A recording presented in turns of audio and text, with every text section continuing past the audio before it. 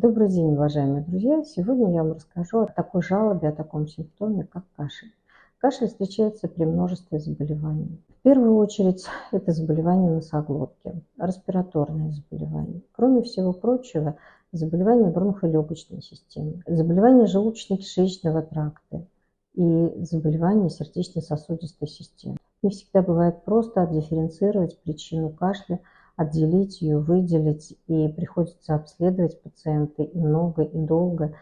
И бывают такие казуистические ситуации, когда пациент приходит с жалобой на кашель, а мы делаем гастроскопию, выявляем рефлюксную болезнь, лечим рефлюксную болезнь или грыжу пищеводного отверстия диафрагмы, и кашель проходит.